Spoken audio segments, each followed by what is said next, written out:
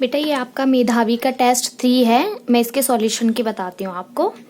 First question देखो, which number is represented by given abacus. Abacus में ये किस नंबर को रिप्रेजेंट कर रहा है।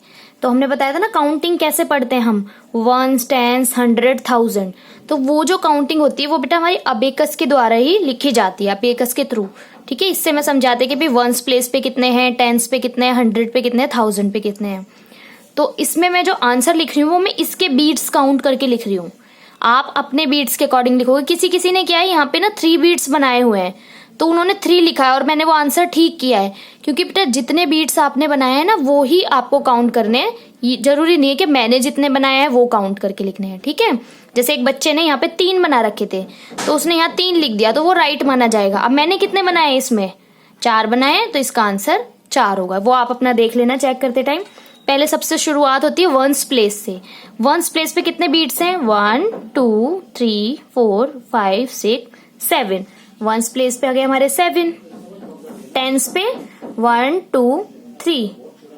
100 पे 1 2 और 1000 पे 1 2 3 4। यानी वो नंबर क्या होगा, 4237।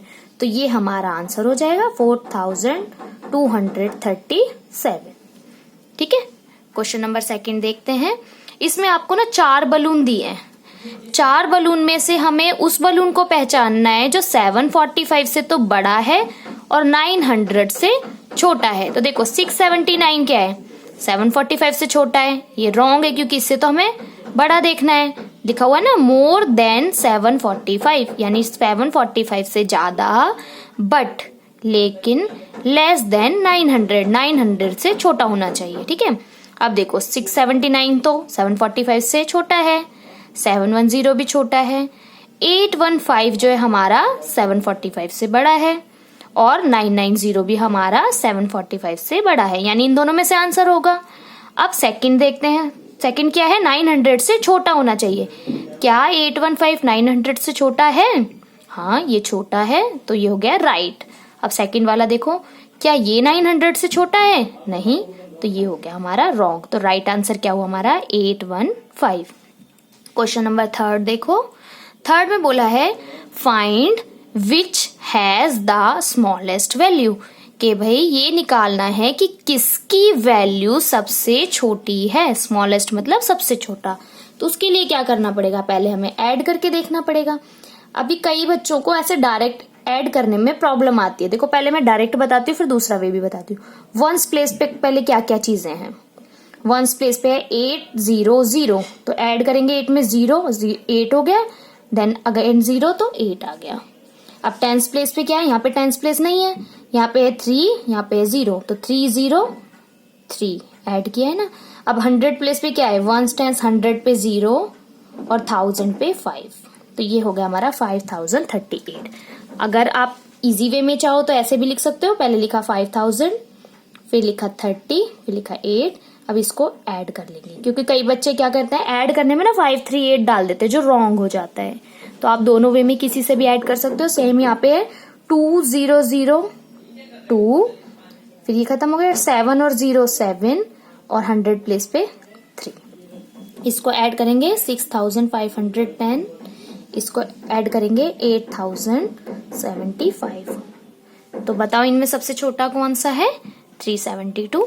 तो ये हमारा हो गया आंसर।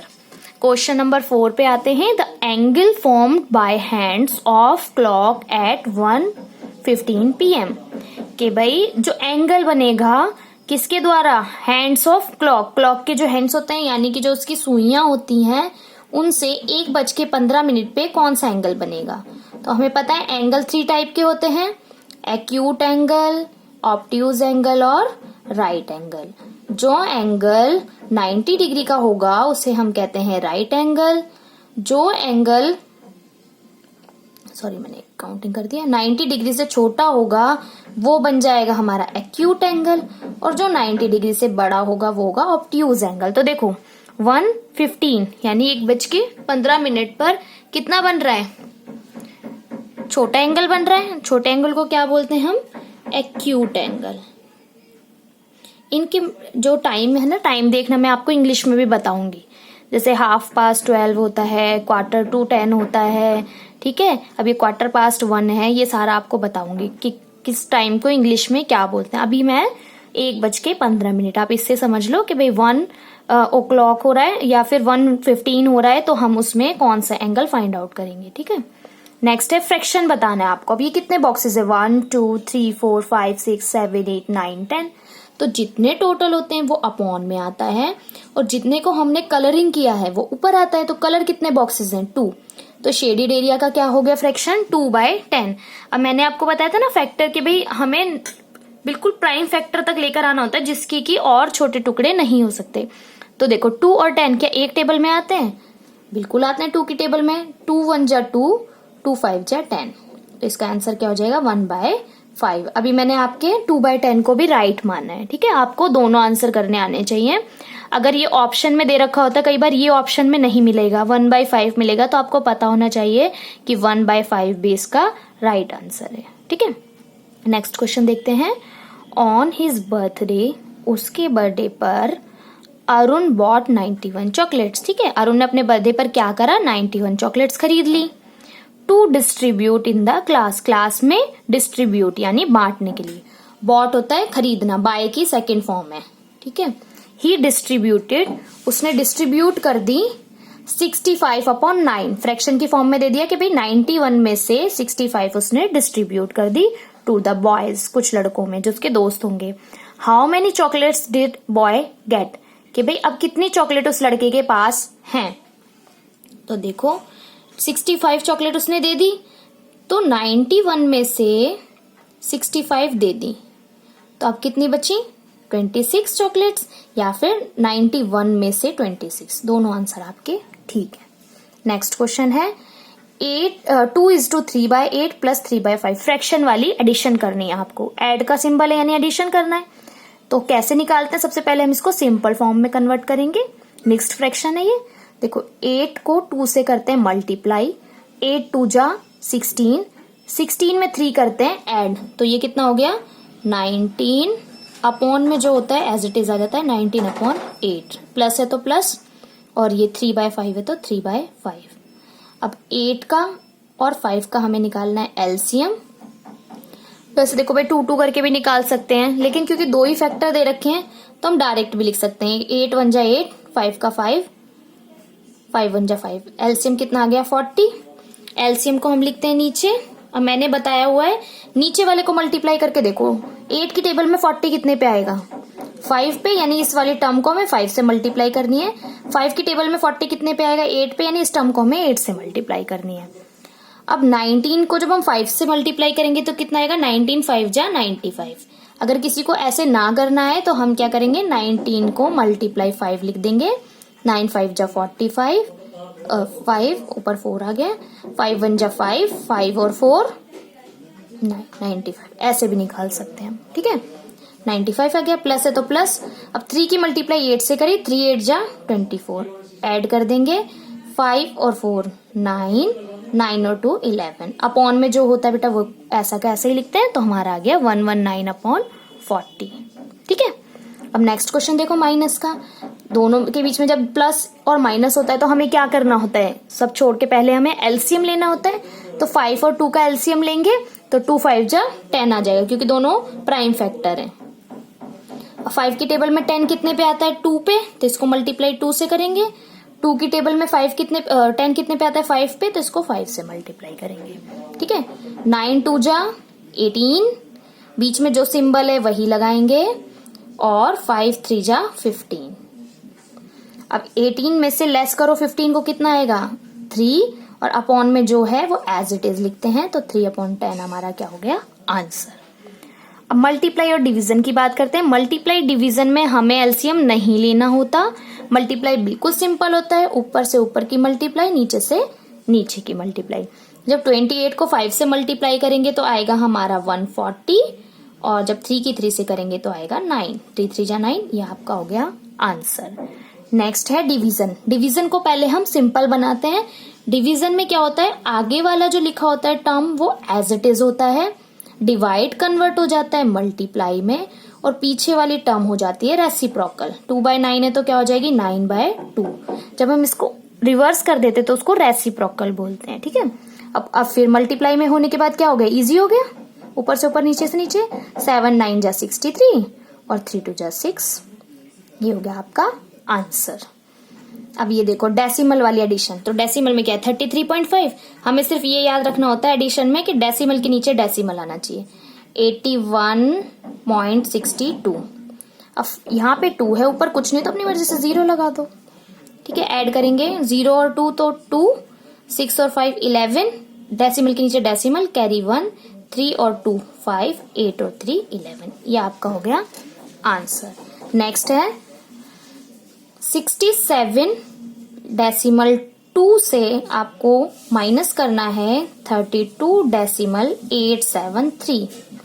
अब इसके पीछे कुछ नहीं है तो 0 लगा देते हैं। अब लेस करते हैं, 0 में से कुछ जा सकता है नहीं, इससे एक कैरी करेंगे, ये बन गया 10, इससे फिर कैरी करेंगे, यहाँ आ गया 10, यहाँ रह गया 9। 10 में से 3 गए 7, 9 में से 7 गए 2, अब यहाँ रह गया था 1, फिर इससे एक और कैरी कर लेंगे। 11 में से 8 गए 3, अब यहाँ रह गया 6, 6 में से 2 गए 4 और 6 में से 3 गए 3, ये हमने माइनस कर दिया। नेक्स्ट आ जाओ मल्टीप्लीकेशन। मल्टीप्लीकेशन में क्या होता है, जो मल्टीप्लाई होती है ना वो जैसे हम करते हैं ना उसी तरह कर लेते हैं। पहले विदाउट डेसिमल करके दिखा देती हूँ मैं, है ना, फिर मैं बताऊंगी डेसिमल हम कहाँ लगाएंगे। 5 5 जा 25, कैरी 2, 5 2 जा 10, 10 और 2 12, कैरी 1, 5 3 जा 15, 15 और 1 16। अब ये एक कट के वंस प्लेस खत्म तो 0 लगा देंगे। अब टेंस प्लेस की बारी है ना, इसलिए यहाँ पे 0 लगाते हैं। हम क्रॉस लगा सकते हैं, 0 भी लगाते हैं। 0 क्यों लगाते हैं, पहले वंस प्लेस की मल्टीप्लाई कर दी, अब टेंस प्लेस की करेंगे। टेंस प्लेस का मतलब ये 20 है। हम देखते हैं ना जब अबेकस में यहाँ पे कुछ नहीं है, यहाँ पे बने हुए हैं तो 3 है और यहाँ पे कुछ 1 है तो ये 31 हो गया। अगर यहाँ कुछ नहीं है तो 0 हो गया। तो यही वाली चीज यहाँ होती है, तो हम यहाँ लगा देते हैं 0। 2 5 जा 10, 0, कैरी 1, 2 2 जा 4 और 1 5 और 2 3 जा 6। ठीक है, अब इसको क्या करते हैं, ऐड करते हैं। 5 0 5, 2 का 2, 6 और 5 11, कैरी 1, 6 और 2 8। तो कितना हो गया 8 1 2 5। ठीक है, 8 1 2 5 आ गया। अब डेसिमल कितने के बाद लगाना है, तो जितने के बाद है ना टोटल वो देखेंगे मल्टीप्लाई में। 1 के बाद यहाँ है, 1 के बाद यहाँ है, कितने के बाद हो गया 2 के बाद, तो 2 के बाद लगा दो। डेसिमल हमेशा पीछे से काउंट होता है। अब आते हैं डिवीजन पे। 325 डिवाइडेड बाय 1.15। इसमें एक चीज देखो, जब ऐसा डिवीजन होता है ना इसको सिंपल फॉर्म में कन्वर्ट कर देते हैं। फ्रैक्शन बनाओ पहले इसको, कितने के बाद डेसिमल ले 2 के बाद, तो अपॉन में क्या आ जाएगा 100। डिवाइड है तो डिवाइड ही रहने देते हैं अभी। 15 अपॉन में कितने के बाद डेसिमल 1 के बाद, तो क्या आ जाएगा 10। इतना तो समझ आया। नेक्स्ट करते हैं 325 अपॉन 100, डिवाइड है तो मल्टीप्लाई, 10 चला गया ऊपर, 15 रह गया नीचे, एक 0 से एक 0 कट, ऊपर हो गया 325 अपॉन में 10 15 जा 150। इसको आप शॉर्ट फॉर्म में भी लिख सकते हैं और इतना भी लिख सकते हैं। ये आपका हो गया आंसर। नेक्स्ट है ये वाला। अब तो इसमें तो ऐड करना आपको पता ही चल गया। यहाँ पे कर देती हूँ टर्म देख देख के। 8.7। ठीक है, अगला क्या है 8.7 के बाद 2.5। बस हमें ये ध्यान रखना है डेसिमल के नीचे डेसिमल आना चाहिए। और 3.82।